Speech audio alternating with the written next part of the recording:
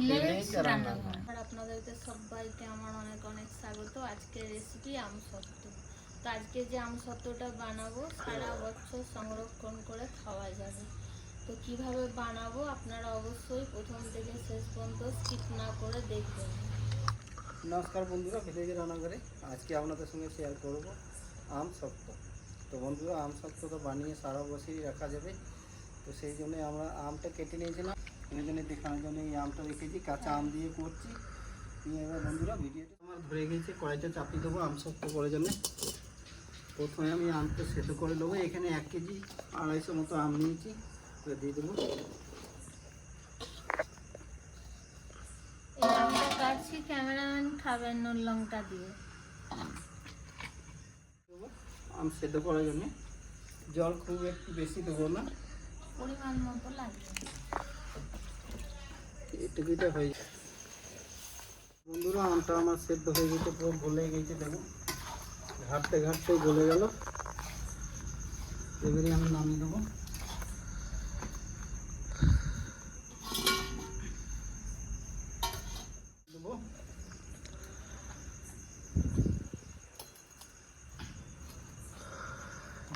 আমটা আমার পুরো গলেই গেছে। আবার যেটুকু আসে এগুলো আমি এই ডাল কাটা দিয়ে ঘেটে নেবো, তাহলে কোনো লেন্সগুলো থাকবে না। তো বন্ধুরা, এবারে আমি এই ছাকনা ভাবে দিয়ে আমি ছেঁকে নেবো।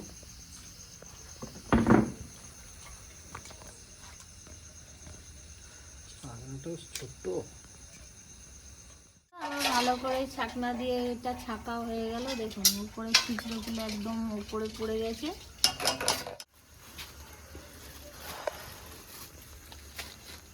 তো বন্ধুরা, এবারে ক্যারামেল করে নেবো। আমি দিয়ে দিচ্ছি চিনি, প্রায় 300-400 চিনি নিয়ে দিয়ে দিলাম। 400, হ্যাঁ। জল দেবো। বেশি জল দিলেও হবে না, তাহলে ক্যারামেলের লাল কালারটা আসবে না। এখানে 1 চিমটি লবণ দিয়ে দিচ্ছি, টেস্টটা আরও ভালো হবে। 1 চামচ কালার করা লঙ্কা দিয়ে দিচ্ছি। টক ঝাল হবে, ওই জন্য দিয়েছি একটু লঙ্কা গুঁড়ি। আর যখন সারা বছর পর আপনি খাবেন, একটু চাটনি বানিয়ে একটু চকনি। চিনিটা আমার ক্যারামেল হয়ে গেছে, দেখুন কত সুন্দর হয়ে গেছে, কালারটাও চলে এসছে। এবারে আমি অল্প অল্প করে এখানে আমি পাঁচটা দিয়ে দেবো। একসঙ্গে দেবো না, অল্প অল্প করে দিতে থাকবো।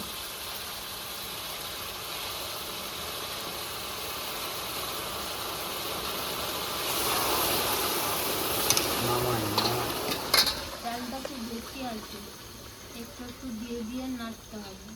তো বন্ধুরা, একটু নামিয়ে দিচ্ছি, জালটা খুব বেশি না। বন্ধুরা, আবার কড়াইতে চাপিয়ে দিলাম। এবার আমি এই পাঁচটাও দিয়ে দেবো।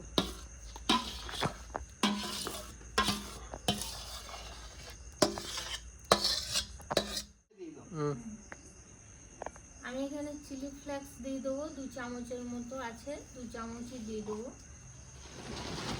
একটু ঝাল ঝাল হবে, খেতে সুন্দর হবে। কালারে চলে এসছে, দেখুন কত সুন্দর কালার এসছে। প্রায় রেডি হয়ে গেছে, দেখুন কত সুন্দর কালার এসছে।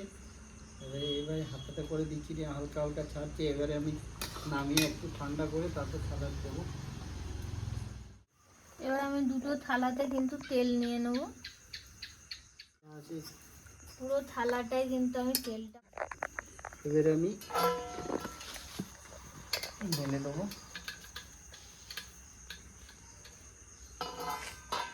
এটা কিন্তু সারা রাত ফ্যানের হাওয়ায় রাখবো। এই দুটোতে একটু হালকা পাতলা ধরনের বানাবো, আর ওইটা একটু মোটা। তো এটা বেশি রোদ্দুরে দেওয়ার দরকার নেই, মিনিমাম 10 ঘন্টা।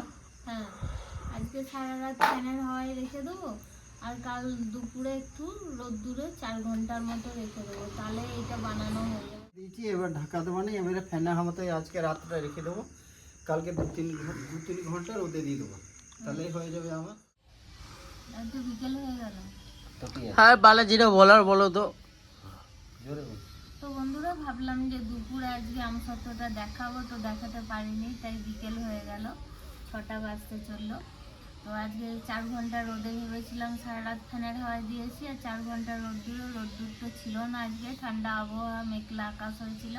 তাই দেখি কতদূর কি হলো, আপনাদেরকে কতটা দেখাতে পারি, ভালো না খারাপ আপনারা কমেন্টে জানাবেন। দেখুন একটু গরমের তাওয়া দিয়ে উনুনের উপরে রেখেছিলাম, দেখতে পারিনি, একটু লেগে গেছে। হ্যাঁ,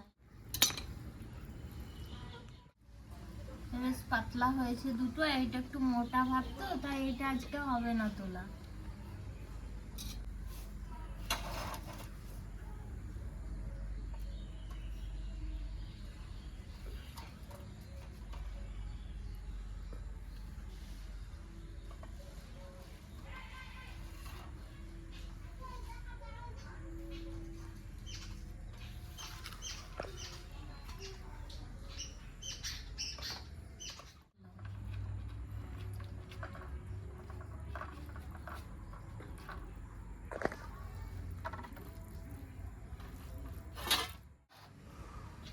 তো বন্ধুরা, আম শক্ত তো হয়েছে রেডি, এবারে টেস্ট করে দেখতে হবে, তো টেস্ট করে কেমন হয়েছে। কেমন হয়েছে আমার একটু দাও। দেখ, ক্যামেরাম্যানকে দিয়ে আগে তুমি খেয়ে দেখবে। দেখি হুম, কেমন হয়েছে দারুণ। টেস্টটা। ক্যামেরাম্যান বলছে বন্ধুরা, খুবই খেয়ে ভালো দেখি। হয়েছে। সলিড হয়ে যায়। একদম কেরার মতনই টেস্ট হয়েছে। আর একটা দাও। একটু লবণ দেবেন, তাহলে আর টেস্টটা আরো ভালো লাগবে। না, কারণ আমি একটু লবণ দিয়েছি, তার জন্য কিন্তু তো বন্ধুরা, টক এটাকে মিষ্টিটা কাটবো খুব না, ভালো। এখানে এইটাকে দুদিন রোদে দিতে হবে, রোদ নাই কিন্তু 3-4 দিন লেগে যাবে।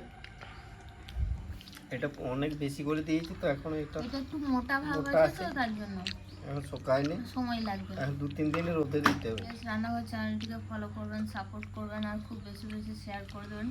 আর ইউটিউব থেকে যেসব বন্ধুরা দেখছেন এখনও সাবস্ক্রাইব করেনি, তারা অবশ্যই করে পাশে থেকে বেল আইকনটি পাশে ক্লিক করবেন, আর নোটিফিকেশনটা অন করে রাখবেন, যাতে ভিলেজ রান্নাঘর চ্যানেলটি আপনার কাছে চলে আসে। আপনারাও খুব ভালো থাকবেন, সুস্থ থাকবেন, সাবধানে থাকবেন।